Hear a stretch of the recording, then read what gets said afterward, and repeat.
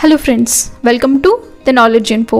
ఇవాళ మన ఛానల్లో topic petrol and diesel prices అనేవి ఇండియాలో ఎందుకు అంత పెరిగిపోతూ వస్తున్నాయి, ఎందుకు ఇవి మాటికి ఒక 2 రూపీస్ అయినా 5 రూపీస్ అయినా అట్లా పెరిగిపోతూ ఎందుకు వస్తూ ఉంటాయి, దాని వెనకాల ఉన్న రీజన్స్ ఏంటి అనే దాని మీద టాపిక్ మీద నేను వీడియో చేయబోతున్నాను. సో ఈ వీడియోని మొదటి నుంచి చివరి వరకు చూడండి, మీకు క్లారిటీ వస్తుంది. సో మన వీడియో అనేది స్టార్ట్ చేసేద్దాం. పెట్రోల్ డీజిల్ ప్రైజెస్ అనేవి స్టేట్ నుంచి స్టేట్కి మారుతూ ఉంటాయి. ఒక స్టేట్లో ఒక ప్రైస్ ఉంటుంది, ఇంకో స్టేట్లో ఒక 10 రూపీస్ వేరియేషన్ ఉండొచ్చు, ఒక 5 రూపీస్ ఉండొచ్చు, అట్లా వేరియేషన్ వస్తూ ఉంటుంది.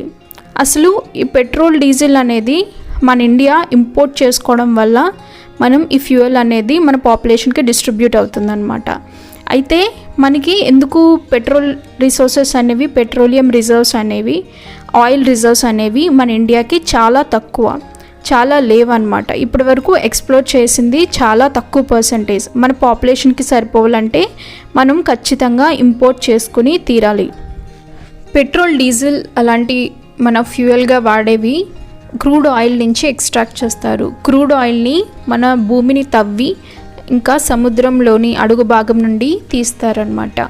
ఈ క్రూడ్ ఆయిల్ రిజర్వ్స్ అనేవి మన ఇండియాలో గుజరాత్లోని సీలో నుంచి తీస్తారు ఎక్కువగా. అక్కడ ఉన్నవి మన ఇండియాకి అయితే సరిపోవు, కాబట్టి ఈ క్రూడ్ ఆయిల్ని మనం ఇంపోర్ట్ చేసుకుంటాం, వేరే కంట్రీస్ నుంచి మనం ఇంపోర్ట్ చేసుకుంటాం. సో ఈ క్రూడ్ ఆయిల్ని రిఫైన్ చేసి పెట్రోల్ పంప్స్కి డిస్ట్రిబ్యూట్ చేస్తారు. సో ఈ క్రూడ్ ఆయిల్ అనేది ఇండియా 86% వరకు ఇంపోర్ట్స్ ద్వారానే తెచ్చుకుంటుందన్నమాట. సో ఈ క్రూడ్ ఆయిల్ని మనం ఎక్కువగా middle east and African countries నుంచి మనం ఇంపోర్ట్ చేసుకుంటాం. మిడిల్ ఈస్ట్ కంట్రీస్ అంటే సౌదీ అరేబియా, ఇరాన్, ఇరాక్ ఇటువంటి కంట్రీస్ నుంచి మనం క్రూడ్ ఆయిల్ని ఇంపోర్ట్ చేసుకుంటాం. ఇరాక్ దేశం అత్యంత ఎక్కువ క్రూడ్ ఆయిల్ని ఇండియాకి ఇంపోర్ట్ చేస్తుంది. అంటే మన top crude oil importer Iraq దేశం అన్నమాట. క్రూడ్ ఆయిల్స్ని మనం బ్యారెల్స్ రూపంలో ఇంపోర్ట్ చేసుకుంటాం. ఒక బ్యారెల్కి వచ్చేసి 158 నుంచి 159 లీటర్ల వరకు ఉంటుంది. సో అంత ఎక్కువ అమౌంట్లో మనం ఒక 100 బ్యారెల్స్ కావచ్చు, ఒక 50 బ్యారెల్స్ ఆ కొలతలో మనం ఇంపోర్ట్ చేసుకుంటాం అన్నమాట. ఈ ఒక్కొక్క బ్యారెల్ ప్రైస్ వచ్చేసి ఇండియన్ రూపీస్లో దాదాపు 5000 నుంచి 6000 రూపీస్ వరకు ఉంటుంది. 159 లీటర్స్ ఆఫ్ ఈ క్రూడ్ ఆయిల్ 5000 to 6000 అంటే అది చీప్ అని అర్థం. కాకపోతే ఇది రిఫైన్ చేసిన తర్వాత ఈ పెట్రోల్ పంప్ డీలర్స్కి చేరిన తర్వాత మనకి వచ్చేసరికి ఈ ప్రైస్ అనేది లీటర్కి 90 నుంచి 95 రూపీస్ వరకు ఉంటుంది. ఇది స్టేట్ టు స్టేట్ మారుతుంది. అయితే ఇంత ఎక్కువ ప్రైస్ ఒక లీటర్కి ఎందుకు పెరిగిపోతుంది అనే దాంట్లో ఈ మధ్యలో చాలా స్టెప్స్ ఉంటాయి. అయితే ఈ క్రూడ్ ఆయిల్ని రిఫైన్ చేసిన తర్వాత పెట్రోల్ డీజిల్ అనేది ఈ డీలర్స్కి వెళ్ళిపోతుంది. ఈ డీలర్స్ ఎవరంటే పెట్రోల్ పంప్ ఓనర్స్ అన్నమాట. వాళ్ళు మనకి సప్లై చేసేటప్పుడు వాళ్ళకి వచ్చే ప్రైస్ 35 రూపీస్కి సప్లై అయిందనుకుంటే ఆ 35 రూపీస్ మీద state government value added tax అనేది వేస్తుంది. అలాగే సెంట్రల్ గవర్నమెంట్ ఎక్సైజ్ ట్యాక్స్ అనేది వేస్తుంది. అలాగే డీలర్స్ కమిషన్ కూడా అందులో ఉంటుంది, యాడ్ అవుతుంది. ఈ మొత్తం కలిపితే మనకి 1 లీటర్ 95 రూపీస్ అవుతుంది. ఈ 35 రూపీస్ 95 రూపీస్ ఎలా అయిందో అర్థమైంది కదా. ఈ వ్యాట్, సెంట్రల్ ఎక్సైజ్ డ్యూటీ, అలాగే డీలర్స్ కమిషన్ అన్నీ కలిపి ఇంత పెద్ద అమౌంట్ అనేది అవుతుందన్నమాట. ఒకవేళ క్రూడ్ ఆయిల్ ఇంపోర్ట్ ప్రైస్ తగ్గినా కూడా మనం పెట్రోల్ దగ్గర 1 లీటర్కి ఇచ్చే మనీ అనేది తగ్గదు. ఎందుకంటే దీనికి చాలా రీజన్స్ ఉన్నాయి. ఈ క్రూడ్ ఆయిల్ మీద పెట్రోల్ రిఫైన్ చేసినప్పుడు గవర్నమెంట్ అనేది డీలర్స్కి సప్లై చేస్తుంది కదా, పెట్రోల్ బంక్ డీలర్స్కి. అప్పుడు వ్యాక్స్, central excise duty, VAT tax, అలాగే డీల్స్ కమిషన్ అనేది యాడ్ చేస్తుంది. ఇవి ఎప్పుడైనా అవి ప్రైస్ తగ్గించినప్పుడు ఇవి తగ్గించడం అనేది కుదరదన్నమాట. ఎందుకు అంటే సెంట్రల్ గవర్నమెంట్ 1 లీటర్ పెట్రోల్ మీద 32 రూపాయల వరకు ఎక్సైజ్ డ్యూటీ అనేది వేస్తుంది. అలా వచ్చిన రెవెన్యూని మన గవర్నమెంట్ ఇన్ఫ్రాస్ట్రక్చర్, హెల్త్, ఎడ్యుకేషన్ మీద స్పెండ్ చేస్తుందన్నమాట. అంటే ఇలాగా ఫ్రీ హౌసెస్ కట్టించడం, అలాగే ఫ్రీ మెడికల్ ట్రీట్మెంట్ అనేది ఇప్పించడం, వ్యాక్సిన్స్ వేయించడం, ఇట్లాంటివన్నిటి మీద ఈ ట్యాక్సెస్ ద్వారా వచ్చిన మనీని స్పెండ్ చేస్తుంది. అదే గనక ఈ చీప్గా వచ్చిన ఇంపోర్ట్ క్రూడ్ ఆయిల్ నుంచి వల్ల మన ప్రైస్ అనేది తగ్గిస్తే పెట్రోల్ మీద సెంట్రల్ గవర్నమెంట్ రెవెన్యూ డెఫిసిట్ వస్తుంది.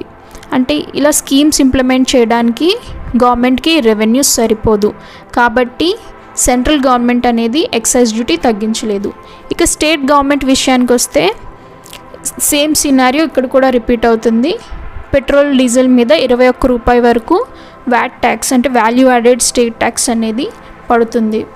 సో ఇదే కనుక అది తగ్గించింది అనుకోండి, స్టేట్ కూడా వెల్ఫేర్ మెజర్స్, ఇన్ఫ్రాస్ట్రక్చర్ బిల్డ్ చేయడం, రోడ్స్ బిల్డ్ చేసుకోవడం ఇలాంటివన్నీ చేయడం కష్టమవుతుంది, రెవెన్యూ డెఫిసిట్ వస్తుంది. సో ఇన్ ఏ నట్షెల్ నేనేం చెప్పాలనుకుంటున్నానంటే గవర్నమెంట్ అనేది మనీ ఎప్పుడూ కావాలి గవర్నమెంట్కి. ఎందుకంటే ఎప్పటికప్పుడు గ్రో అవుతున్న మన ఇండియన్ పాపులేషన్ని సాటిస్ఫై చేయాలన్నా, ఆ నీడ్స్ అనేవి వాళ్ళకి ప్రాపర్గా అందించాలన్నా గవర్నమెంట్ మనీ కావాలి. సో దీనికి ఫాస్టెస్ట్ వే ఏంటి? మనీని పెట్రోల్ డీజిల్ ప్రైజెస్ ద్వారా, ట్యాక్సెస్ ద్వారా రాబట్టుకోవడం. సో ఈ ట్యాక్సెస్ అనేవి తగ్గిస్తే రెవెన్యూ అనేది సరిపోదు. ఎందుకంటే మనకి వెహిక్యులర్ ట్రాఫిక్ చాలా ఎక్కువ, వెహికల్ యూసేజ్ ఇండియాలో చాలా ఎక్కువ. ఈ పెట్రోల్ అనేది ఒక 5 రూపీస్, 6 రూపీస్, 7 రూపీస్ తగ్గించినప్పటికీ ట్యాక్స్ వేరియేషన్ చాలా ఎక్కువ వచ్చేస్తుంది. సో ఇది అనేది జరగడం, ఈ ప్రైస్ రిడక్షన్ అనేది అవ్వడం చాలా కష్టం.